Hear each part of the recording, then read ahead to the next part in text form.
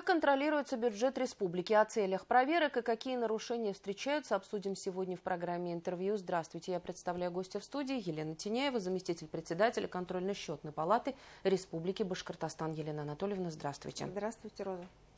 Итак, декабрь – это традиционное время подведения итогов. Наверняка это касается и контрольно-счетной палаты Республики Башкортостан. Или я ошибаюсь? Вы абсолютно правы. Декабрь месяц жаркий для многих органов государственной власти. Контрольно-счетная палата не исключение. В этот период мы проводим наибольшее количество коллегий, связанных с подведением итогов, и формируем отчет за год.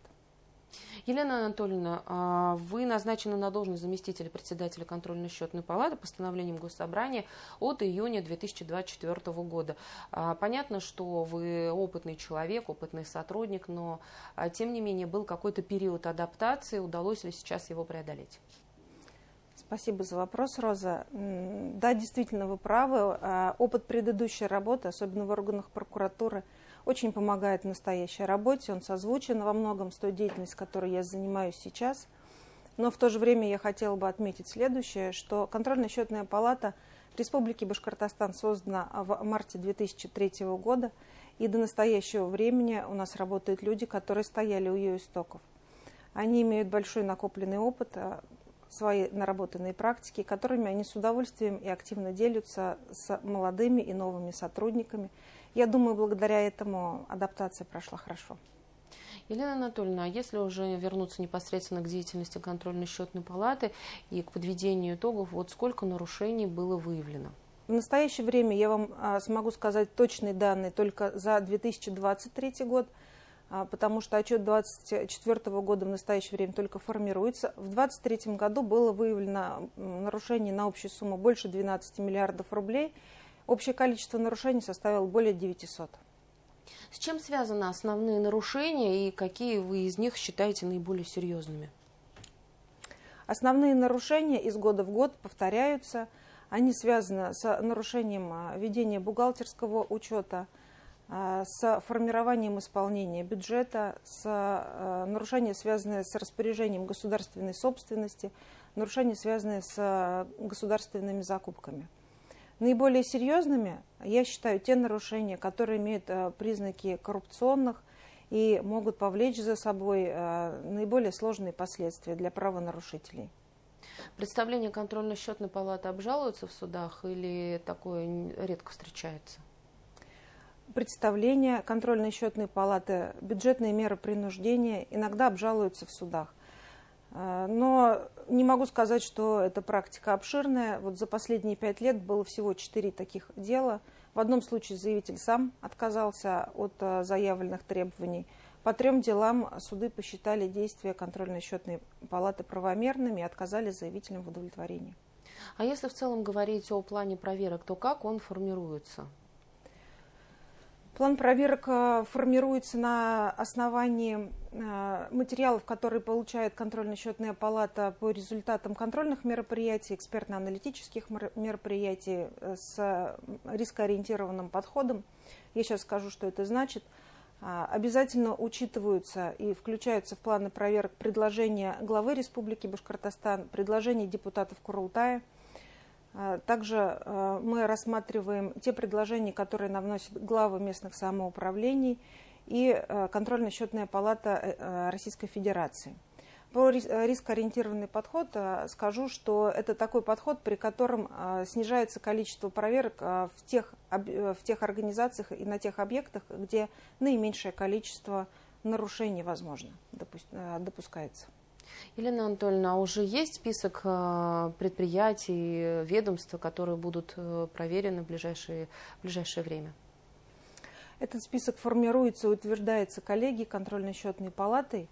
На следующий период я вам не уполномочена назвать эти объекты, но я скажу о том, что объектами проверок контрольно-счетной палаты являются органы государственной власти и их аппараты, органы местных самоуправлений, а также предприятия, которые работают с бюджетными деньгами. Это те средства, которые они получают при заключении государственных контрактов. Вот эти организации и учреждения подпадают под проверки контрольно-счетной палаты. А в каких сферах чаще всего встречается коррупция? Я бы сказала, что на протяжении многих лет наиболее емкой для коррупционных преступлений остается сфера закупок. Ну, вот я могу привести такой пример, что в 2020 году по результатам проверки контрольно-счетной палаты было возбуждено 32 уголовных дела, 29 из них были коррупционной направленности и связанные с корыстной заинтересованностью должностных лиц. Можете назвать самые крупные суммы нарушений? Наибольшие суммы нарушений были выявлены в 2019 году. Общая сумма выявленных нарушений составила около 60 миллиардов. В 2020 году сумма выявленных нарушений составила около 50 миллиардов рублей. С тех пор идет некоторое снижение количества, именно по суммам количества выявленных нарушений. Елена Анатольевна, один из вопросов, вот мой следующий вопрос, задавали во время прямой линии главе Республики Башкортостан, касается он именно, опять же, темы коррупции. Ну, вот одна из таких самых популярных, и которая волнует телезрителей в том числе.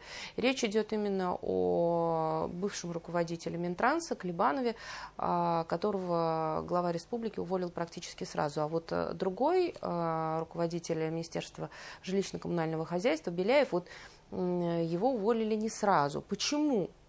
Вот один из таких вопросов звучал. В данном случае глава республики Ради Фаридович Хаберов исходит из принципа презумпции невиновности.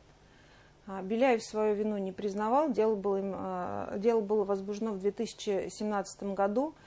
Обвинительный приговор был вынесен только в 2024 году. То есть на протяжении всего этого времени органами следствия и суда велась проверка доказанности факта совершения коррупционного преступления. После того, как приговор вступил в законную силу, он был уволен с своего поста.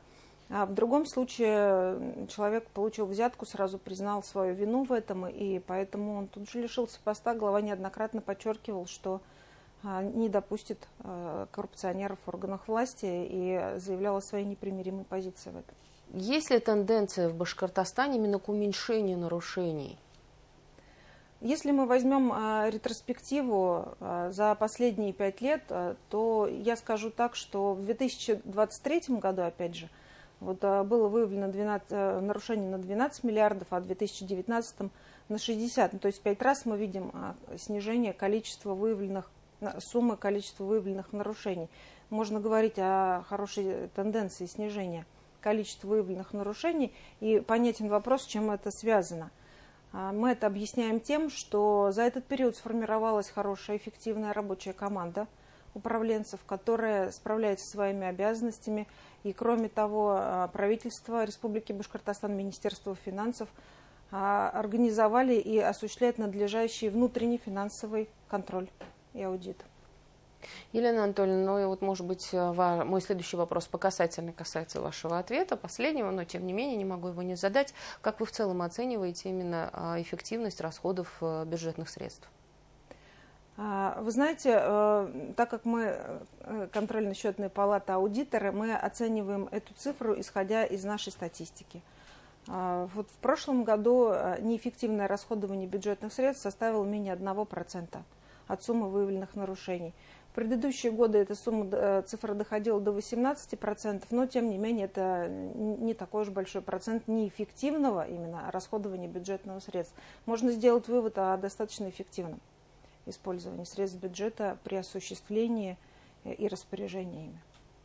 Елена Анатольевна, спасибо огромное, что вы нашли время, пришли к нам в студию, ответили на наши вопросы, поделились своими впечатлениями. Спасибо. Спасибо вам большое за то, что пригласили. Это была программа «Интервью». Спасибо, что были с нами.